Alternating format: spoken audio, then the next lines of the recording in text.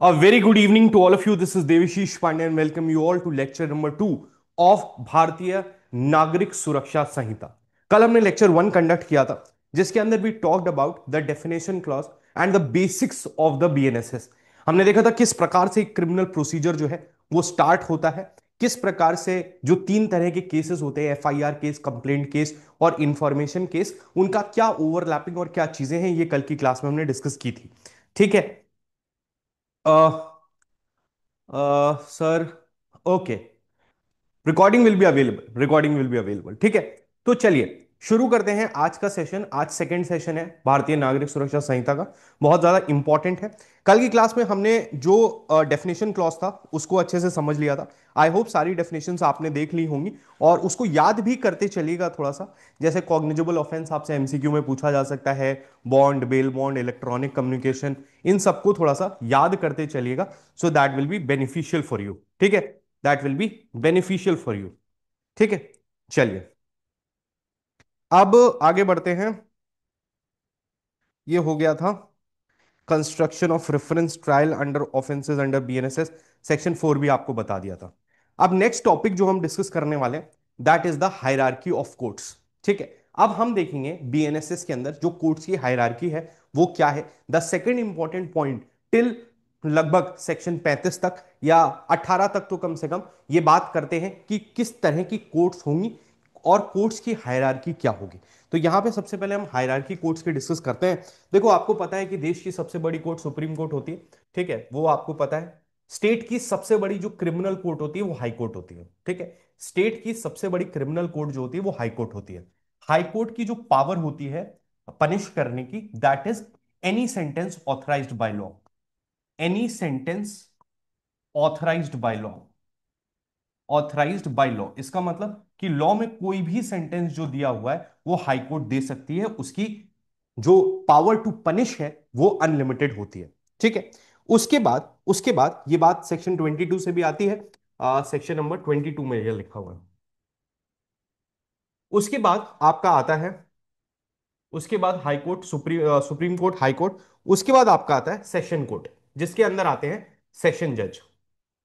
Session जज, ठीक है, सेशन जज। मैं आपको भी एक बाय वो समझाऊंगा कि किस प्रकार से ये चलता है, बट चलिए सेशन जज की अगर हम बात करें तो आपके जो सेशन जज है, सेशन कोर्ट के अंदर सेशन जज और एडिशनल सेशन जज आते हैं। कहीं पे अगर सेशन कोर्ट लिखा होता है तो उसका मतलब सेशन जज और एडिशनल सेशन जज होता है। जब हम सीआरपीसी पढ़ते थे तो उसके अंदर असिस्टेंट सेशन जज का भी प्रावधान था, बट क्योंकि बीएनएसएस में असिस्टेंट सेशन जज हटा दिया गया है तो अभी हम सिर्फ सेशन जज और एडिशनल सेशन जज पढ़ते हैं।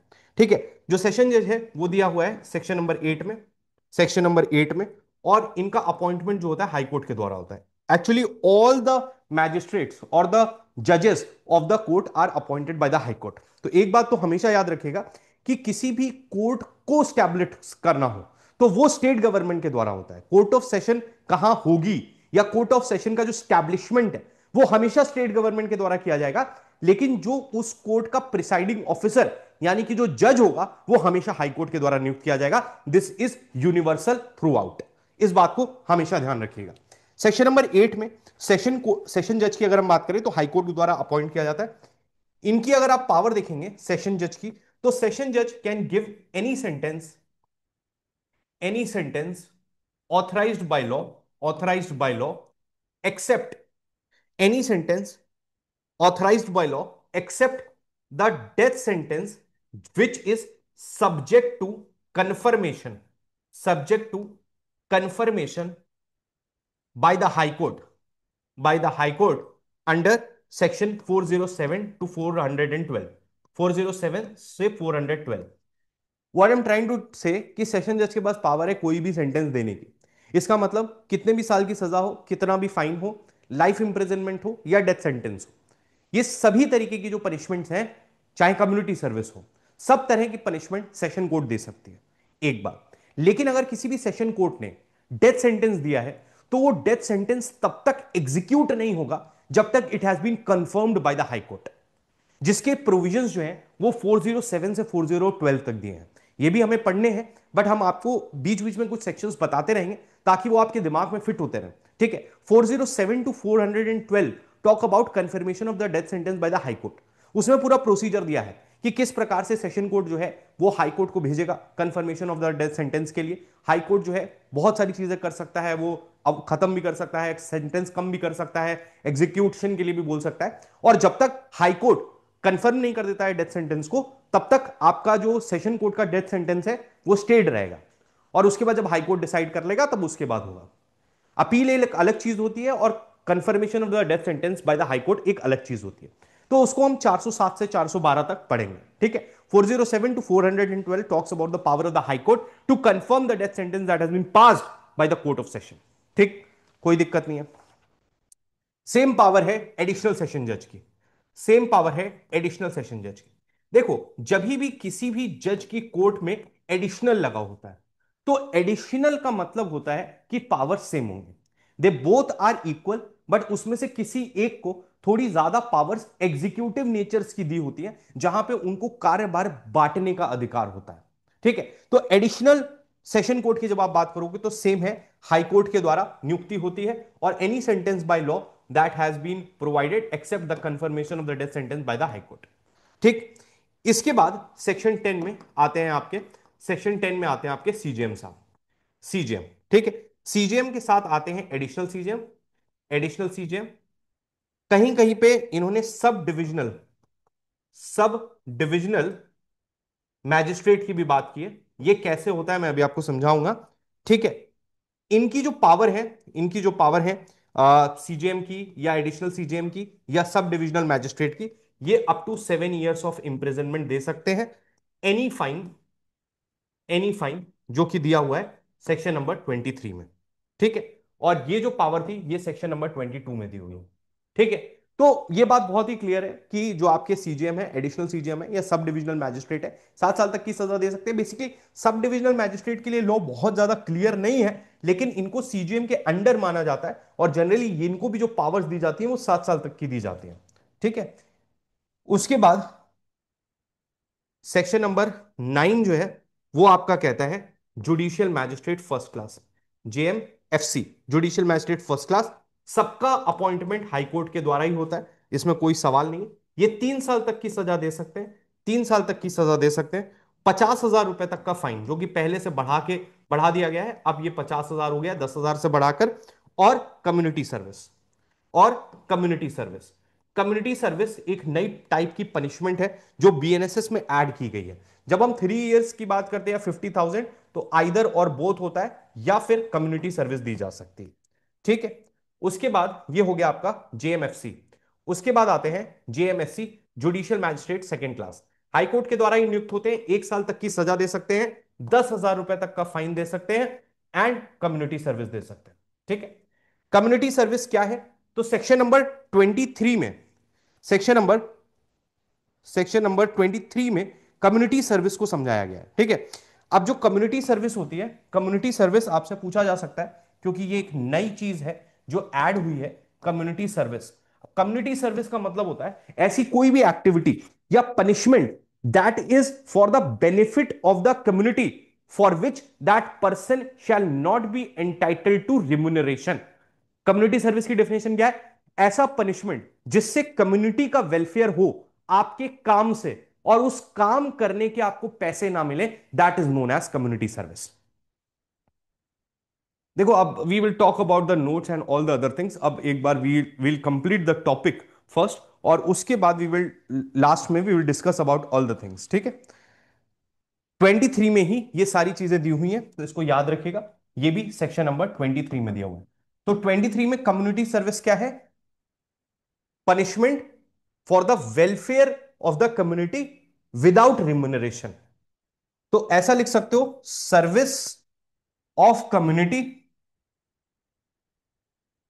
Without remuneration. ये क्या कहलाता है? ये क्या कहलाता है आपका? ये आपका कहलाता है कम्युनिटी सर्विस, ठीक है। देखो, मैं आपको बताता हूं, अगर आप लोग वैसे समझना चाहो, जनरली जब आप लैंड रेवेन्यू लॉस पढ़ोगे और बाकी चीजें भी पढ़ोगे, तो एक स्टेट को बांटने का तरीका होता है, ठीक है। मान लीजिए ये आपका स्टेट है, ये पूरा आपका जेएनके स्टेट है, या कोई भी स्टेट है, उत्तर प्रदेश है, राजस्थान है, मध्य प्रदेश है, कोई भी स्टेट है। जो स्टेट होता है उसको डिविजन्स में बांटा जाता है, किस में बांटा जाता है? डिविजन्स में। कितनी भी डिविजन्स हो सकती हैं, लेकिन स्टेट को डिविजन्स में बांटा जाता है। जो डिवीजन होता है, डिवीजन के अंदर अगर फर्दर बाइफरकेशन होता है तो इसको हम क्या बोलते हैं? डिस्ट्रिक्ट बोलते हैं। क्या बोलते हैं? डिस्ट्रिक्ट बोलते हैं। जब डिस्ट्रिक्ट के अंदर फर्दर डिवीजन होता है, मान लीजिए ये डिस्ट्रिक्ट है, अब इस डिस्ट्रिक्ट के अंदर फर्दर डिवीजन होता है तो इसको क्या बोलते हैं? सब डिवीजन बोलते हैं। सब डिवीजन बोलते हैं। ठीक है। अब ये जो सब डिविजन्स होते हैं, मान लीजिए ये सब डिविजन्स हैं आपके, अब इन सब डिविजन्स के अंदर अगर फर्दर डिविजन्स होते हैं तो उसको हम बोलते हैं तहसील। और तहसील के अंदर फर्दर डिवीजन होते हैं तो उसको नायब तहसील या सब तहसील बोलते हैं। बेसिकली मैं आपको समझाना चाहता हूं कि एक चीज होती है डिवीजन, और एक होता है डिस्ट्रिक्ट, और एक होता है सब डिवीजन। सबसे मतलब स्टेट जो है, कोई भी स्टेट है, तो उसकी जो सबसे बड़ी इकाई होगी, यानी कि उसका सबसे बड़ा जो बाइफरकेशन होगा, वो डिवीजन होता है। ठीक है। डिवीजन के अंदर बहुत सारे डिस्ट्रिक्ट्स आते हैं, डिस्ट्रिक्ट्स के अंदर सब डिविजन्स आते हैं, और सब डिविजन्स के अंदर आपकी तहसील या नायब तहसील या बाकी जो भी नाम हो वो आते हैं। ठीक है। इसीलिए आप देखो, अब आपको मेरी बात समझ में आएगी, क्योंकि आपको एक बात सोचनी है कि जो डीएम होता है वो डिस्ट्रिक्ट मैजिस्ट्रेट होता है, उसके अंडर के जो अधिकारी होते हैं वो एसडीएम कहलाते हैं, sub divisional magistrate. SDM DM से नीचे रैंक का ही अधिकारी होता है ना। डीएम डिस्ट्रिक्ट मैजिस्ट्रेट हुआ, एसडीएम सब डिविजनल मैजिस्ट्रेट हुआ। तो डिस्ट्रिक्ट लेवल पे डीएम होता है, उस डिस्ट्रिक्ट के अंदर जो सब डिविजन है उसमें एसडीएम बनाए जाते हैं। कई बार स्टूडेंट्स क्या सोचते हैं कि डिवीजन के अंदर सब डिवीजन आता है, ऐसा नहीं है। डिवीजन के अंदर डिस्ट्रिक्ट आता है, डिस्ट्रिक्ट के अंदर सब डिवीजन आता है, सब डिवीजन के अंदर तहसील और नायब तहसील आती है। इसीलिए आपके हर सेशन डिवीजन के लिए एक सेशंस कोर्ट होता है। और जब हम बात कर रहे हैं सब डिविजनल मैजिस्ट्रेट की, तो एक डिस्ट्रिक्ट के अंदर सब डिविजनल मैजिस्ट्रेट बनाए जा सकते हैं हाईकोर्ट के द्वारा। ठीक है। मेरा कहने का मतलब है ये जो ब्रॉड बाइफरकेशन है इसको आप याद रखिएगा, बिकॉज कहीं पे भी रेवेन्यू लॉज में या कहीं चीज में भी आपको ये काम आ सकता है। ठीक है। So that is with reference to the punishment and powers of the court. ठीक है। ये आपको समझ में आ गया। अब यहां तक की बात सबको समझ में आई? Can I have a thumbs up if it is properly clear to everyone? सबको ये बात समझ में आ गई, ये हायरार्की समझ में आ गई? आप चाहें तो मैं इसको एक बार छोटा भी कर देता हूं, आप स्क्रीनशॉट वगैरह ले सकते हैं, आपको नोट्स में ये सब मिलेगा। बार बार मैं वही बात कह रहा हूं कि आपको नोट्स में ये सारी चीजें मिलेंगी, तो ऐसा नहीं है कि आपको नोट्स में नहीं मिलेगा। बट फिर भी अगर कोई अभी लिखना चाहता है तो वो लिख भी सकता है, that is not a problem. वो छोटा हो जाएगा, but yes, this is the entire law. I hope that is clear. Can I have a thumbs up? Okay, great. Great. Great. ठीक है। चलिए। Okay, great. Sir, community service के साथ fine include हो सकता है? ये एक अच्छा सवाल है। यहां पे यहां पे एक कैच है, देखो ये थोड़ा सा कैच है, मैं आपको बताता हूं। अच्छा सवाल पूछा है आपने कि सर कम्युनिटी सर्विस के साथ फाइन या क्या नाम है आपका, पनिशमेंट हो सकता है? तो यहां पे थोड़ा सा कैच है, हो सकता है विद टाइम अगर हमें लीगल इंटरप्रिटेशंस मिलते हैं तो हम उसको उस तरीके से अप्रिशिएट कर सकते हैं। बट एज ऑफ नाउ जो लॉ कहता है, मैं आपको खुद दिखाता हूं, आप उसको पढ़िएगा। बेसिकली लॉ लिखना ये चाहता है, लॉ लिखना ये चाहता है कि आप कम्युनिटी सर्विस अलग देते हैं, या तो आप कम्युनिटी सर्विस दीजिए या आप फाइन और इंप्रिजनमेंट, या इंप्रिजनमेंट और फाइन एक साथ दे सकते हैं। कहने का मतलब इंप्रिजनमेंट और फाइन ये दोनों चीजें एक साथ दी जा सकती हैं। मतलब 3 साल की सजा और 10,000 का फाइन, ये आप एक साथ दे सकते हैं, कोई दिक्कत नहीं है। लेकिन कम्युनिटी सर्विस के लिए और शब्द का यूज है। तो मेरी जो इंटरप्रिटेशन है, क्योंकि अभी तो ये लॉ आया है और we will need certain judgments on it to clarify it, क्योंकि ये एक नया प्रोविजन भी है, मेरी जो अंडरस्टैंडिंग है। और आप देखिए इसमें मैं क्या कहना चाह रहा हूं। देखिए जब आप ये देखते हैं 23, the court of magistrate of first class, अब देखिए इसमें क्या लिखा है, the court of magistrate of first class में pass a sentence of imprisonment for a term not exceeding 3 years or with fine not exceeding 50,000 और both, मतलब fine और इंप्रिजनमेंट तो आप एक साथ दे सकते हैं, और ऑफ कम्युनिटी सर्विस। तो अगर इन्होंने लिखा होता या ऑल, मतलब इन्होंने लिखा होता कि एक्सीडिंग 3 years और फाइन नॉट एक्सीडिंग 50,000 और कम्युनिटी सर्विस और ऑल ऑफ द अबव या ऑल, तो it would have meant that all three things can be given together. But मेरे हिसाब से लॉ का जो इंटरप्रिटेशन है वो ये है कि जब आप किसी को कम्युनिटी सर्विस दे रहे हो तो इसका मतलब है कि आप उसको उस तरीके से रिफॉर्म करना चाह रहे हो, और शायद उसका अपराध बहुत बड़ा नहीं है, तो आप उसको पनिशमेंट और फाइन नहीं दोगे। जिसको आप पनिशमेंट और फाइन दे रहे हो उसको आप कम्युनिटी सर्विस नहीं दोगे, क्योंकि आपने कहीं ना कहीं उसको एक अपराधी माना है और उसकी जो सजा है, उसका अपराध जो है वो सीरियस नेचर का है, तभी आप उसको पनिश कर रहे हो। तो जब आप पनिश कर रहे हो तो साथ में कम्युनिटी सर्विस, ये अभी की इंटरप्रिटेशन है जो लॉ में लिखा हुआ है। जो लॉ में लिखा हुआ है, मैं आपको सामने सामने बेर एक्ट पढ़ा रहा हूं, आपके बेर एक्ट में भी यही लिखा होगा। ठीक है, तो this is the interpretation, but आगे कोई जजमेंट आएगा, कुछ होगा, तो अपने को समझ में आ जाएगा। समझ में आ गई सबको बात? ठीक है, गुड क्वेश्चन है ना, जिसने भी पूछा था, अच्छा क्वेश्चन था। ठीक है, तो that's why I have not written both यहां पे, इसीलिए मैंने इन दोनों में बोथ लिखा था। ठीक है, इसीलिए मैंने इन दोनों में बोथ लिखा था। मुझे ये सवाल आपसे पहले मेरे दिमाग में आ चुका है, इसीलिए मैंने यहां पे बोथ लिखा था और कम्युनिटी सर्विस लिखा था मैंने, है ना। तो मेरे को पहले से पता था कि ये सवाल कोई ना कोई पूछेगा, इसीलिए मैंने ऐसे लिखा था। ठीक है, चलिए, खैर, यू हैव अंडरस्टूड दिस, तो यहां तक की बात आपको समझ में आ गई। ठीक है, चलिए, बढ़िया, वेरी गुड। अब नेक्स्ट जो टॉपिक मैं पढ़ाने जा रहा हूं आपको, वो बहुत इंपॉर्टेंट है। वो है about the prosecutors, additional prosecutors and assistant prosecutor. ठीक है, अब हम पढ़ने जा रहे हैं prosecutor, additional public prosecutor and assistant public prosecutor. एक चार्ट बनाएंगे हम, और जीवन भर के लिए प्रोसिक्यूटर, पब्लिक प्रोसिक्यूटर या असिस्टेंट पब्लिक प्रोसिक्यूटर का कोई भी सवाल कभी गलत नहीं होगा। ठीक है, एक चार्ट है, छोटा सा, ध्यान से बनाना और ध्यान से समझना। ठीक है, एक बार अगर समझ गए और वो चार्ट बना लिया तो जीवन में कभी नहीं भूलोगे। इनफैक्ट मेंस में भी जब आंसर लिखने को आएगा तो आप उससे आंसर लिख सकते हैं। ठीक है, चलिए, देखिए, अब हम बात करने वाले हैं तीन लोगों की। एक है आपके पब्लिक प्रोसिक्यूटर,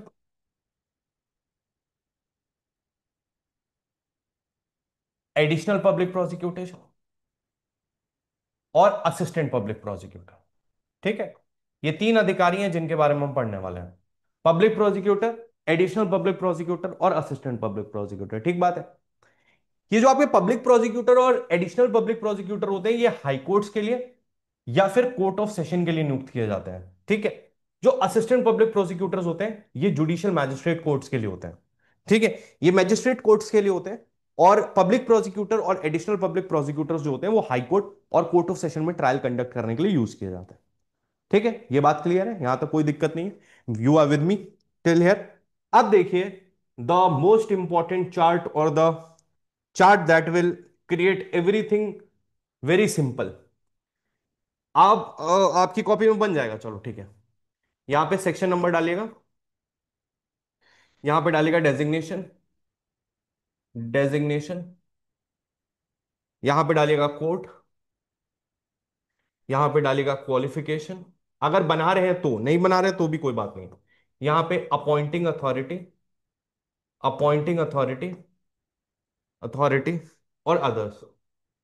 ये तो मतलब एक ऐसा टॉपिक है अमंग्स्ट द टॉपिक्स जो आपको यहां पढ़ने के बाद जीवन में कभी देखना नहीं पड़ेगा। मतलब there are lot of topics, but इसको मैंने जो क्रैक किया है, इसको समझाने का तरीका वो इतना बेहतरीन है कि आपको सब याद हो जाएगा 10 मिनट बाद पब्लिक प्रोसिक्यूटर का, और आपको कुछ भी जो है पढ़ना नहीं पड़ेगा बाहर से। देखिएगा, सेक्शन नंबर 18, 18 बात करता है पब्लिक प्रोसिक्यूटर की।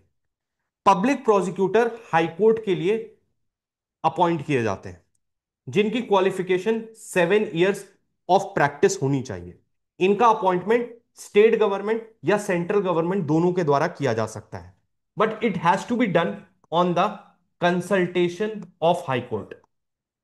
ठीक, इसके बाद additional public prosecutor high court के लिए, additional public prosecutor high court के लिए again 7 years of practice. State government भी अपॉइंट कर सकती है, सेंट्रल गवर्नमेंट भी अपॉइंट कर सकती है on the consultation of the high court. ये दोनों पब्लिक प्रोसिक्यूटर्स और एडिशनल पब्लिक प्रोसिक्यूटर्स हो गए हाई कोर्ट के लिए।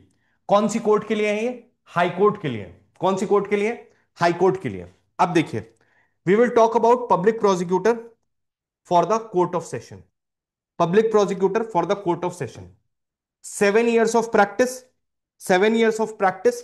यहां पे इंपॉर्टेंट क्या है, इंपॉर्टेंट क्या है कि जब हम कोर्ट ऑफ सेशन के लिए पब्लिक प्रोसिक्यूटर्स की बात करते हैं तो 7 years ऑफ प्रैक्टिस तो मैंडेटरी है, बट यहां पे लिखा हुआ है द सेंट्रल गवर्नमेंट में and the state government shell.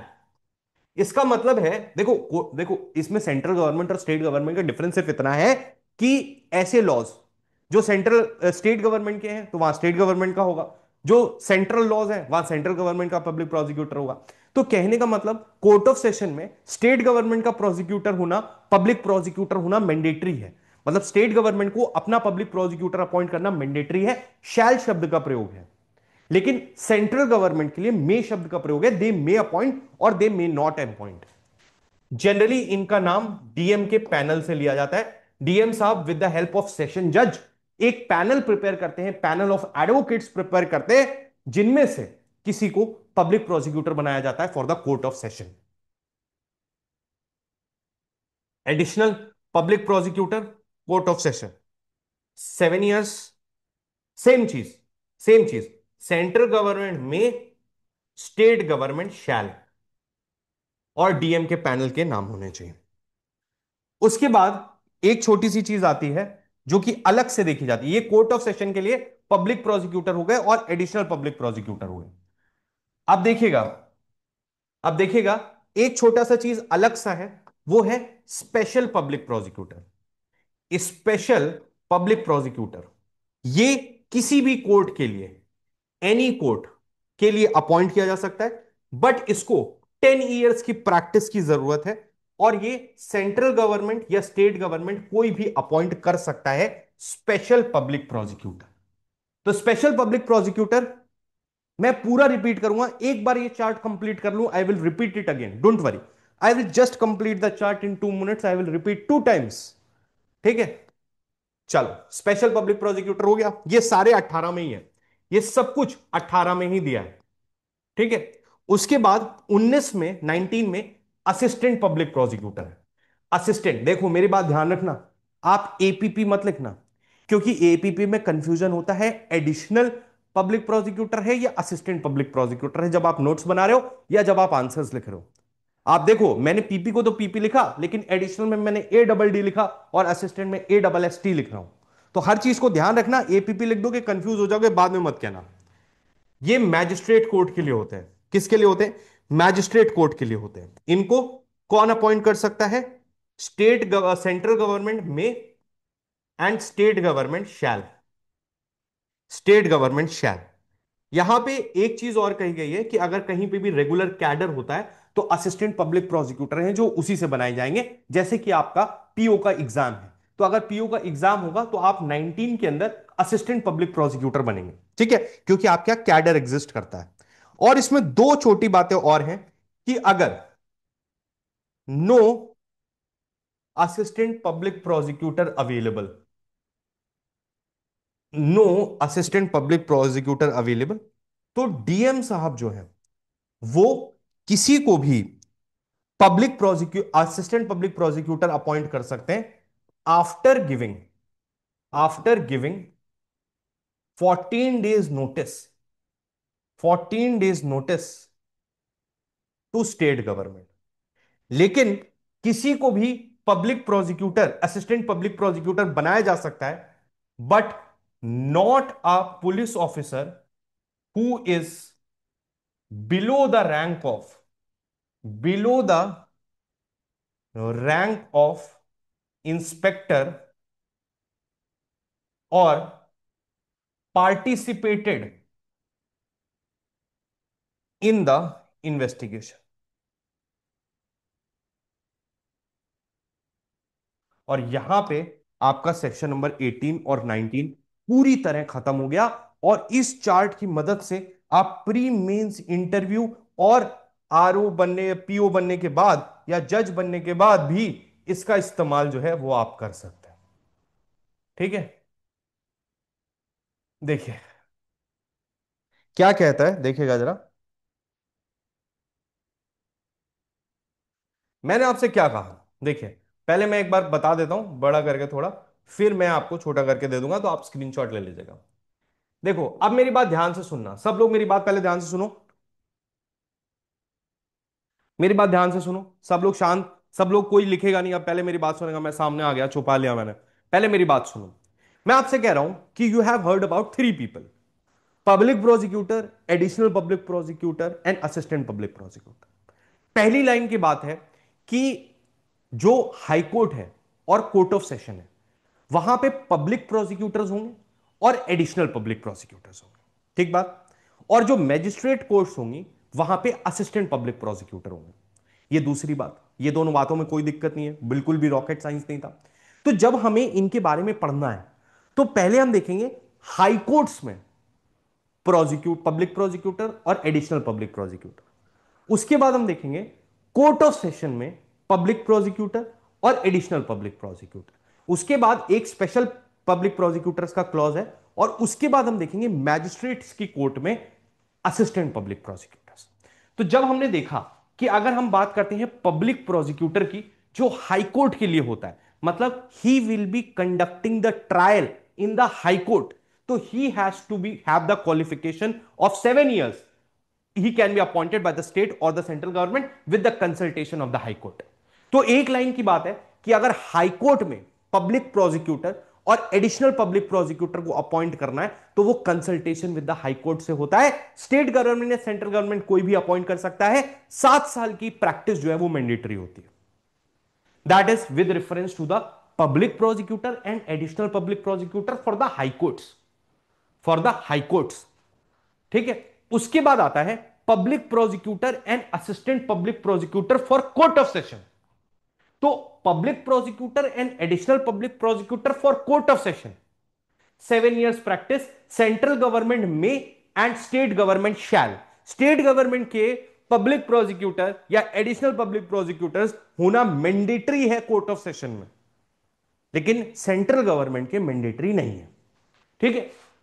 DM एक पैनल ऑफ एडवोकेट्स बनाता है with consultation with the session जज, और उस पैनल से ही कुछ नाम जो होते हैं वो कोर्ट ऑफ सेशन के लिए बन जाते हैं प्रोसिक्यूटर और एडिशनल पब्लिक प्रोसिक्यूटर। उसके बाद एक चीज आती है जो है special public prosecutor. Special public prosecutor का मतलब होता है कि ये किसी भी कोर्ट में, magistrate court, court of session, high court, कहीं पे भी आप अपॉइंट कर सकते हो किसी स्पेसिफिक केस या किसी स्पेसिफिक एरिया या क्लास ऑफ केसेस के लिए। जैसे डिफेंस का एक स्पेशल पब्लिक प्रोसिक्यूटर हो सकता है, ठीक है। रेवेन्यू डिपार्टमेंट का सेंट्रल गवर्नमेंट ने एक स्पेशल पब्लिक प्रोसिक्यूटर अपॉइंट कर दिया है। तो इस तरीके से स्पेशल पब्लिक प्रोसिक्यूटर्स अपॉइंट होते हैं, बट उनके लिए 10 साल की प्रैक्टिस मैंडेटरी है। असिस्टेंट पब्लिक प्रोसिक्यूटर जो होते हैं वो मैजिस्ट्रेट की कोर्ट के लिए होते हैं, जहां पे सेंट्रल गवर्नमेंट में एंड द स्टेट गवर्नमेंट शैल, ठीक है, शैल कंडक्ट द प्रोसिक्यूशन। इसके साथ में क्या लिखा हुआ है कि अगर कभी ऐसा होता है, ध्यान से सुनना, क्योंकि इस बात को समझना, अगर कभी ऐसा होता है कि मैजिस्ट्रेट की कोर्ट में किसी भी ऑफेंस का ट्रायल चल रहा है and there is no assistant public prosecutor available, तो पहले जो सीआरपीसी था वहां पे ये कहा जाता था कि डीएम साहब डायरेक्टली जो है, डीएम साहब या मैजिस्ट्रेट के पास पावर थी कि वो डायरेक्टली किसी भी इंसान को, किसी भी वकील को या किसी भी पुलिस ऑफिसर को जो है डायरेक्ट पब्लिक प्रोसिक्यूटर बना, असिस्टेंट पब्लिक प्रोसिक्यूटर बना सकते थे for conducting the trial in that case. लेकिन भारतीय नागरिक सुरक्षा संहिता में यह चेंज किया गया है, और इसमें कहा गया है कि डीएम साहब के पास पावर है कि अगर कोई असिस्टेंट पब्लिक प्रोसिक्यूटर अवेलेबल नहीं है, तो वो किसी भी व्यक्ति को, which can be an advocate, which can be a police officer, उसको असिस्टेंट पब्लिक प्रोसिक्यूटर बना सकते हैं। लेकिन उसको बनाने से पहले उनको 14 डेज का नोटिस देना होगा स्टेट गवर्नमेंट को कि साहब आपकी जो मैंडेट है सेक्शन 19 में, उसके द्वारा हमारी कोर्ट में असिस्टेंट पब्लिक प्रोसिक्यूटर नहीं है। तो या तो 14 दिन के अंदर आप कोई असिस्टेंट पब्लिक प्रोसिक्यूटर नियुक्त करके हमें दे दीजिए, और अगर आप नहीं देंगे तो फिर हम किसी व्यक्ति को ट्रायल करने के लिए असिस्टेंट पब्लिक प्रोसिक्यूटर नियुक्त कर सकते हैं। लेकिन अगर डीएम ऐसे किसी भी व्यक्ति को नियुक्त करता है जो कि एक पुलिस ऑफिसर है, तो उसमें यह भी जरूरी है कि वो पुलिस ऑफिसर इंस्पेक्टर की रैंक से नीचे का नहीं होना चाहिए, और जिस भी पुलिस ऑफिसर को उस केस का ट्रायल कंडक्ट करने के लिए असिस्टेंट पब्लिक प्रोसिक्यूटर बनाया गया है। वो व्यक्ति उस केस की इन्वेस्टिगेशन में शामिल नहीं होना चाहिए। ये दूसरी रिक्वायरमेंट है। That is all about the concept of public prosecutor, additional public prosecutor, assistant public prosecutor. बोलो, समझ में आया? बताइए, समझ में आया?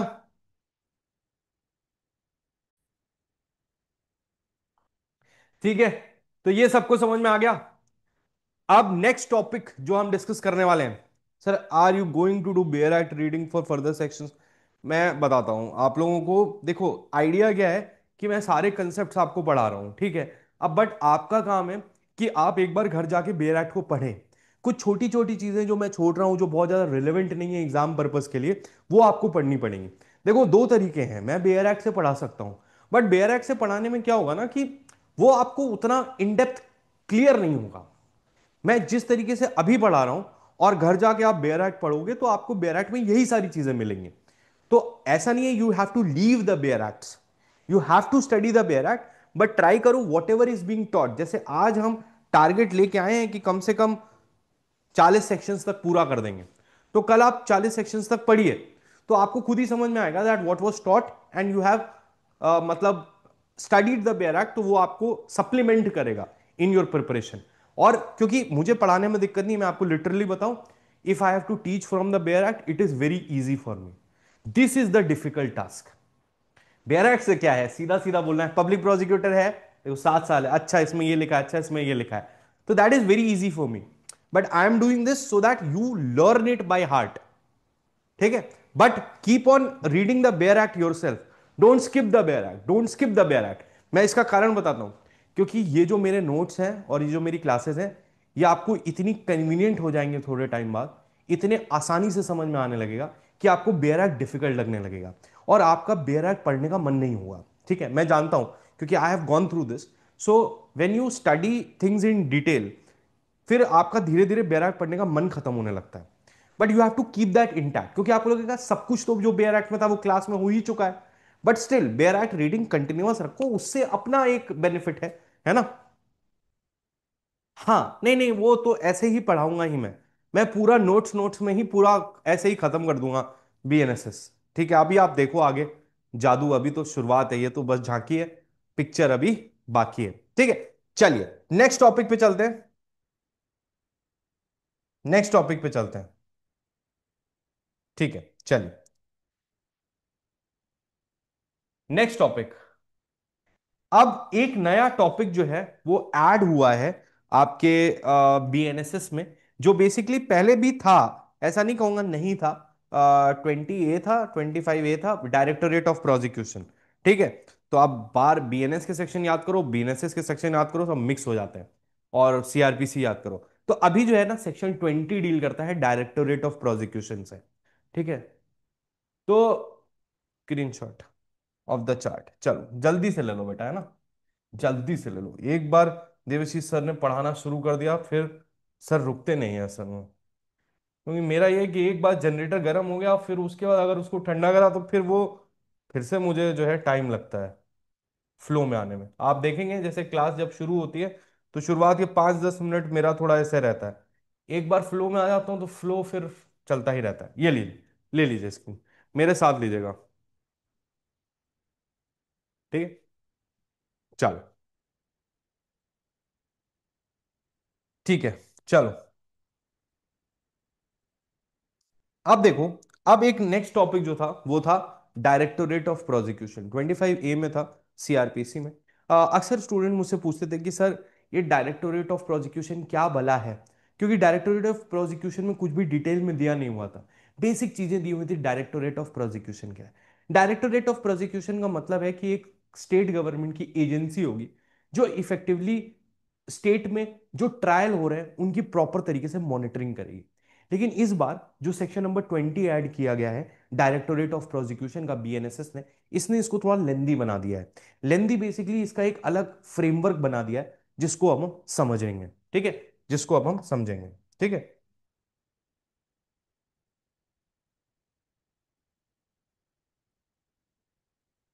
ठीक है, चलिए, तो now we will understand the concept of directorate of prosecution, जिसको हम डीओपी बोलते हैं, डायरेक्टोरेट ऑफ प्रोसिक्यूशन। ठीक है, डायरेक्टोरेट ऑफ प्रोसिक्यूशन को समझते हैं। मैं नोट्स की बात करता हूं, हाँ, बस इस टॉपिक के बाद चालू कर लूंगा। ठीक है, ध्यान से सुनना। अभी ये एक चार्ट से डायरेक्टोरेट ऑफ प्रोसिक्यूशन पूरा खत्म हो जाएगा, 2 मिनट का चार्ट है, बस समझ लेना। Directorate of prosecution state government के द्वारा चलाया जाता है। दो लेवल पे है डायरेक्टोरेट ऑफ प्रोसिक्यूशन, एक स्टेट लेवल पे, एक स्टेट लेवल पे और एक डिस्ट्रिक्ट लेवल पे। एक स्टेट लेवल पे और एक डिस्ट्रिक्ट लेवल पे। कहां कहां पे? स्टेट लेवल पे और डिस्ट्रिक्ट लेवल पे। स्टेट लेवल पे और डिस्ट्रिक्ट लेवल पे। ठीक है, स्टेट लेवल पे, स्टेट लेवल पे क्या होगा? डायरेक्टोरेट ऑफ प्रोसिक्यूशन में दो ऑफिसर्स होंगे। ठीक है, एक होंगे डायरेक्टर साहब, एक होंगे डायरेक्टर, और एक होंगे डिप्टी डायरेक्टर। डिप्टी डायरेक्टर, एक होंगे डायरेक्टर, एक होंगे डिप्टी डायरेक्टर। डिस्ट्रिक्ट लेवल पे भी दो अधिकारी होंगे, एक होंगे डिप्टी डायरेक्टर और एक होंगे assistant director. Assistant director, assistant director. ठीक है, ये बेसिकली अधिकारी बनाए गए हैं in order to look into the prosecution. तो आपको समझ में आया कि भाई अपने पास क्या क्या है? स्टेट और डिस्ट्रिक्ट लेवल है। स्टेट लेवल पे डायरेक्टर होंगे, डिप्टी डायरेक्टर होंगे। स्टेट लेवल पे डायरेक्टर होंगे, डिप्टी डायरेक्टर होंगे, और डिस्ट्रिक्ट लेवल पे डिप्टी डायरेक्टर और असिस्टेंट होंगे। इसका ये मतलब होता है स्टेट में डायरेक्टर होंगे और डिप्टी डायरेक्टर होंगे। यही जो डिप्टी डायरेक्टर होंगे, इन्हीं को एक एक डिस्ट्रिक्ट का इंचार्ज बना दिया जाएगा। तो डिस्ट्रिक्ट पे डिप्टी डायरेक्टर और असिस्टेंट डायरेक्टर होंगे। ठीक है, अब ये जो आपके डायरेक्टर्स हैं और डिप्टी डायरेक्टर हैं, इन दोनों की जो एलिजिबिलिटी है, एलिजिबिलिटी है, वो क्या है? इनकी एलिजिबिलिटी है कि इनके पास 15 साल की प्रैक्टिस होनी चाहिए, या फिर ये सेशन जज रह चुके हो। या तो इनके पास 15 साल की प्रैक्टिस हो, या ये सेशन जज रह चुके हो, तो एक स्टेट के ये डायरेक्टर या डिप्टी डायरेक्टर बन सकते हैं। ठीक। असिस्टेंट डायरेक्टर के लिए है कि इनकी या तो 7 साल की प्रैक्टिस हो, या फिर ये जुडिशियल मैजिस्ट्रेट फर्स्ट क्लास रह चुके हो। जुडिशियल मैजिस्ट्रेट फर्स्ट क्लास रह चुके हो। क्या रह चुके हो? जुडिशियल मैजिस्ट्रेट फर्स्ट क्लास रह चुके हो। तो इनकी एलिजिबिलिटी क्या समझ में आई आपको? कि इनकी एलिजिबिलिटी ये है कि ये जो है आपके स्टेट लेवल पे और डिस्ट्रिक्ट लेवल पे director, deputy director, assistant director, director और डिप्टी डायरेक्टर की 15 साल की प्रैक्टिस होनी चाहिए, या फिर वो सेशन जज रह चुके हो, भले एक दिन के लिए भी रहे हैं, तो वो एलिजिबल है टू बिकम द डायरेक्टर और the deputy director of the state for the directorate of prosecution. ये हो गया। अब इनका काम क्या है? तो आपके जो डायरेक्टर साहब हैं, जो डायरेक्टर साहब हैं, वो ऐसे केसेस को मॉनिटर करेंगे जहां पे 10 साल से ज्यादा की पनिशमेंट है, पनिशमेंट है, उनको मॉनिटर करेंगे। उनको मॉनिटर करेंगे, अभी मैं समझा रहा हूं। जो डिप्टी डायरेक्टर हैं, वो ऐसे केसेस को मॉनिटर करेंगे जिसमें जो सजा है वो 7 साल से 10 साल के लिए। ठीक है, और जो असिस्टेंट डायरेक्टर हैं, वो 7 साल से कम, लेस देन 7 इयर्स की जो सजा वाले अपराध हैं, उनको मॉनिटर करेंगे। तो इसका क्या मतलब हुआ मेरे प्यारे बच्चों? इसका मतलब सिंपल हुआ कि ऐसा, इसका मतलब बहुत सिंपल हुआ, कुछ भी रॉकेट साइंस नहीं है। इसमें बस इतना कहा गया है कि आपको डायरेक्टोरेट ऑफ प्रोसिक्यूशन बनाना है। ठीक है, अब ये जो डायरेक्टोरेट ऑफ प्रोसिक्यूशन है, दो लेवल पे होगा। एक स्टेट लेवल पे होगा और एक डिस्ट्रिक्ट लेवल पे होगा। ठीक है, स्टेट लेवल पे जो डायरेक्टोरेट ऑफ प्रोसिक्यूशन होगा, उसके अंदर डायरेक्टर होंगे और डिप्टी डायरेक्टर होंगे। ठीक है, अब ये जो डायरेक्टर और डिप्टी डायरेक्टर होंगे, इनकी या तो 15 साल की प्रैक्टिस होनी चाहिए, या ये सेशन जज बन के रिटायर होने चाहिए।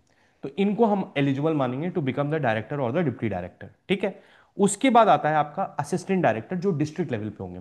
तो डिस्ट्रिक्ट लेवल पे डिप्टी डायरेक्टर और असिस्टेंट डायरेक्टर होंगे। देखो, अगर आपको कंफ्यूजन हो रहा हो, अगर आपको कंफ्यूजन हो रहा हो, तो आप इस चार्ट को ऐसे भी बना सकते हो, ताकि आपका जो है कंफ्यूजन ना हो। आप कैसे बना सकते हो? ऐसे बनाओ, और उसके बाद जो है इधर पे भी ऐसे लिख लो, डिप्टी डायरेक्टर। सेम ही अथॉरिटी है, सेम ही अथॉरिटी। इसको ऐसे बड़ा कर लो और ये सामने कर लो। ठीक है, और इसको भी ऐसे कर लो। ठीक है, तो कहने का मतलब वही डिप्टी डायरेक्टर है, डिप्टी डायरेक्टर वही है, स्टेट में वो सेकंड नंबर पे है, डिस्ट्रिक्ट में वो फर्स्ट नंबर पे है। तो ऑफिसर सेम है, दो अलग अलग जगह इसको लिखा गया है। ठीक है। तो इनका काम क्या है, और असिस्टेंट डायरेक्टर की क्या एलिजिबिलिटी देखी आपने, कि उसकी 7 इयर्स की प्रैक्टिस होनी चाहिए, या फिर वो जुडिशियल मैजिस्ट्रेट फर्स्ट क्लास रह चुके हैं। तो अगर आप जज बन जाते हो तो उसके बाद आप assistant director directorate of prosecution बन सकते हो। और इनका काम क्या है, तो जो स्टेट में ऐसे मैटर्स हैं जिनमें जो पनिशमेंट है, ऑफेंस है जो, उसकी पनिशमेंट 10 साल से ज्यादा है, तो उसको मॉनिटर करेंगे। मॉनिटर करेंगे का मतलब कि उसका प्रोसिक्यूशन सही तरीके से चल रहा है या नहीं चल रहा है। ऐसा तो नहीं है कि जो हमारे पब्लिक प्रोसिक्यूटर हैं या असिस्टेंट पब्लिक प्रोसिक्यूटर हैं वो सही से काम कर रहे हैं या नहीं। अगर अपील फाइल होनी है, एग्जीक्यूशन होना है, तो उसके लिए एक्सपर्ट ओपिनियन देना या बाकी चीजों को मॉनिटर करने का काम डायरेक्टर का हो। डिप्टी डायरेक्टर 7 से 10 साल तक के बीच के ऑफेंसेस जिनकी पनिशमेंट 7 to 10 years है, उनको मॉनिटर करेंगे। और असिस्टेंट डायरेक्टर जो है लेस देन 7 years। ठीक है, बस इतना ही है डायरेक्टोरेट ऑफ प्रोसिक्यूशन। जाके आप पढ़ लो सेक्शन नंबर 20, सेक्शन नंबर 20। और इसमें से एक भी अक्षर एक्स्ट्रा नहीं मिलेगा, एक भी अक्षर एक्स्ट्रा नहीं मिलेगा। और ऐसे क्या है, आपको याद हो जाएगा, आपको पूरा बेयर एक्ट जो है वो ऐसे ही याद हो जाएगा। ठीक है। तो यहां पे हमने जो है पावर्स ऑफ कोर्ट और सारी चीजें यहां पे कंप्लीट कर ली हैं। और यहां पे ये सारे टॉपिक्स पूरे हो गए। अब नेक्स्ट टॉपिक जो हम शुरू करने वाले हैं वो अरेस्ट है। ठीक है। वैसे तो देखा जाए तो 29 तक यही सारे सेक्शंस हैं। ठीक है। 29 तक यही सारे सेक्शंस हैं। बट उसके बाद कुछ ऐसे सेक्शंस हैं जैसे 31, 32 और 33। ठीक है। तो 31, 32, 33 इंपॉर्टेंट है। 31, 32 एंड 33 ये तीनों इंपॉर्टेंट है। बट ये आपको सेल्फ स्टडी करना है, सेल्फ स्टडी करने, इसमें कोई बहुत रॉकेट साइंस नहीं है, छोटा सा पॉइंट है, आप इसको सेल्फ स्टडी कर लीजिएगा। इसके बाद 35 से हमारा अरेस्ट का पार्ट शुरू होता है। सेक्शन 35 से हम अरेस्ट शुरू करते हैं। ठीक है। तो अब नेक्स्ट टॉपिक जो हम शुरू करने जा रहे हैं वो हम अरेस्ट शुरू करने जा रहे हैं। तो अब आप मुझे बताइए कि आपको यहां तक की बात पूरी तरीके से समझ में आई या नहीं आई। और अब मैं आपके थोड़े क्वेश्चंस लूंगा। So the idea of the class now is, okay जी, तो यहां तक की बात आप सभी को समझ में आ गई। Now next topic that we will be discussing is arrest. Arrest, arrest क्या है? किसी को भी लॉफुल कस्टडी में लेना अरेस्ट कहलाता है। ठीक है। अरेस्ट को समझने के लिए आपको यह भी समझना होगा कि अरेस्ट का जो प्रोविजंस है,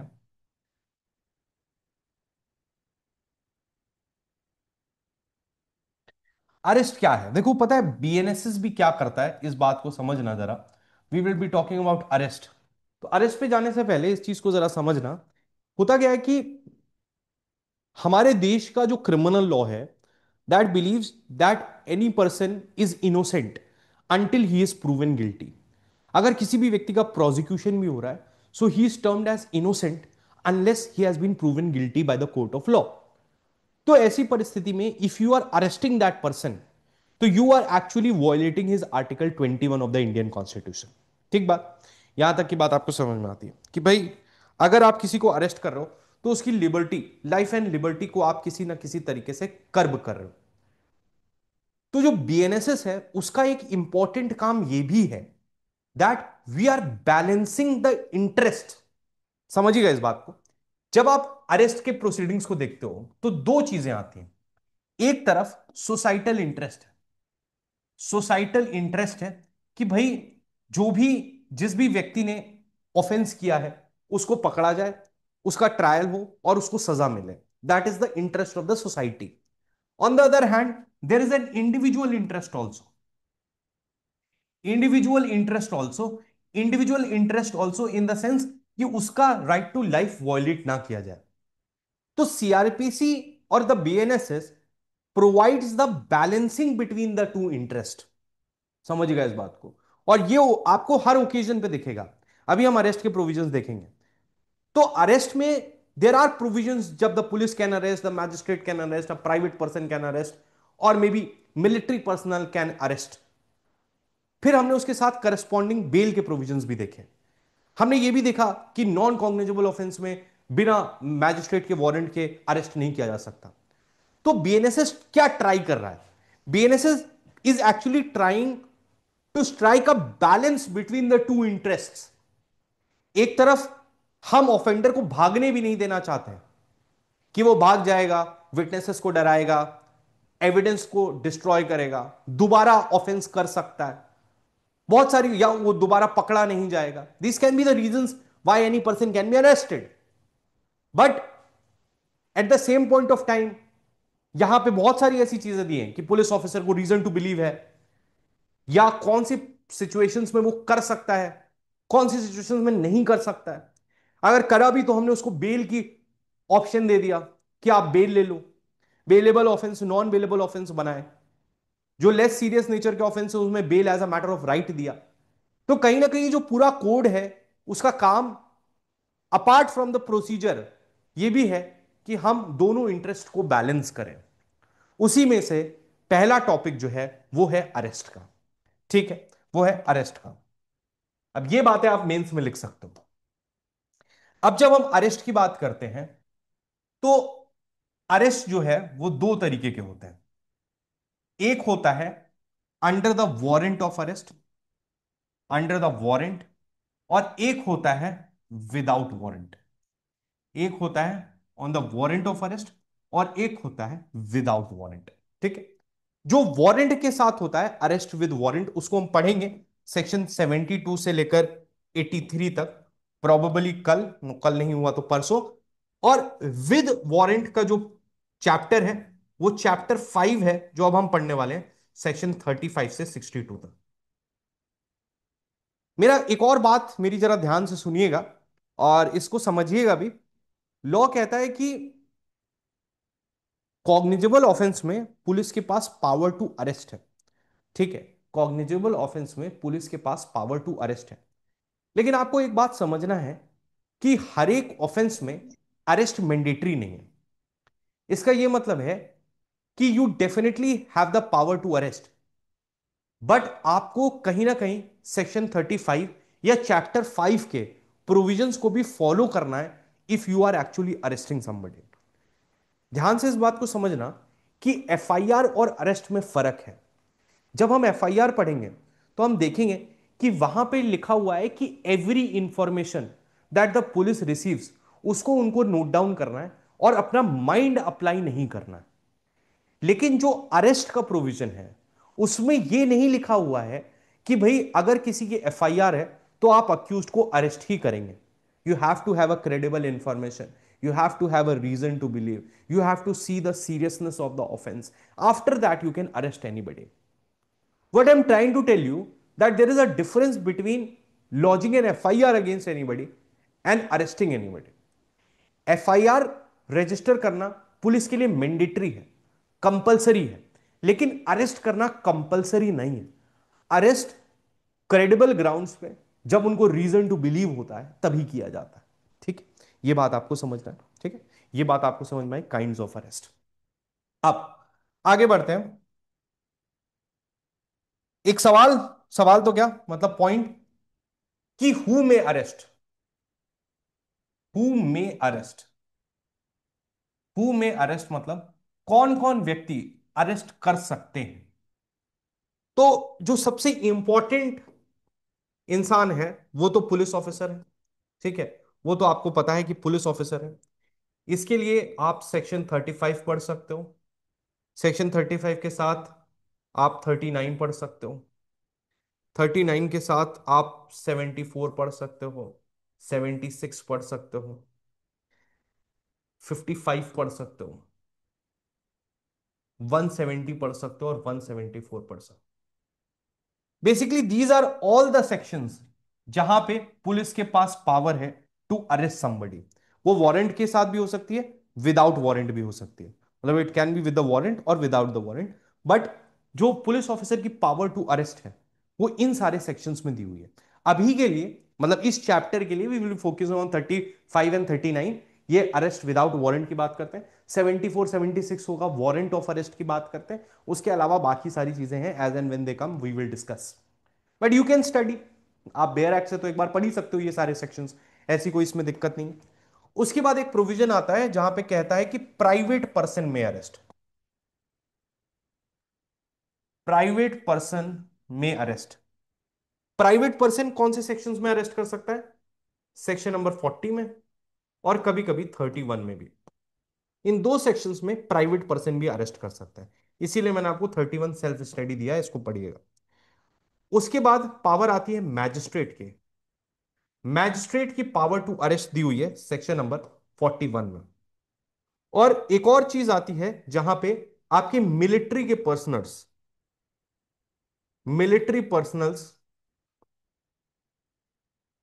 भी अरेस्ट कर सकते हैं। ये दिया हुआ है सेक्शन 149 और 150 में। हम देखेंगे जब dispersal of unlawful assembly bye armed forces किया जाता है तो वहां पे अरेस्टिंग की पावर इनको दी हुई है। ठीक है। तो मोटे तौर पे these are the 4 people who can arrest under BNSS. सबसे इंपॉर्टेंट, ऑब्वियसली, जो आपके मेन इंपॉर्टेंट प्रोविजंस है अरेस्टिंग के, वो 35 है, 39 है, 74, 75 प्राइवेट पर्सन का, 40 पढ़ लीजिएगा, 41 मैजिस्ट्रेट के द्वारा है। और ये तो ठीक है, पढ़ना चाहें तो पढ़ लें, वरना इतना इंपॉर्टेंट नहीं है। These are the prominent sections जहां पे अरेस्टिंग होती है। ठीक। हालांकि ये मैंने आपको सिर्फ एक बैकड्रॉप दिया ताकि आपके दिमाग में रहे। ऐसा नहीं है अरेस्ट सिर्फ चैप्टर 5 में हो रहा है, अरेस्ट कई जगह हो सकता है, अलग अलग जगहों पे दिया हुआ है, लेकिन जितनी भी जगहों पे बीएनएसएस में दिया उसको अपन ने कंपाइल कर लिया। ठीक है। उसको अपन ने कंपाइल कर लिया। That brings us to section number 35। अब हम कहानी अपनी शुरू करेंगे सेक्शन नंबर 35 पे, जो कहता है arrest by police without warrant. Arrest by police without warrant. आप बताइए आपको आज पढ़ना है या कल पढ़ें, क्योंकि ये बहुत बड़ा टॉपिक है। सेक्शन नंबर 35 बहुत बड़ा है, और उसको पढ़ने के लिए जो है थोड़ा सा ज्यादा समय चाहिए, मतलब आधा घंटा तो कम से कम लग ही जाएगा। तो आज के लिए इतना रखा जाए या 35 भी पढ़ाया जाए, जैसे बताइए आप लोग।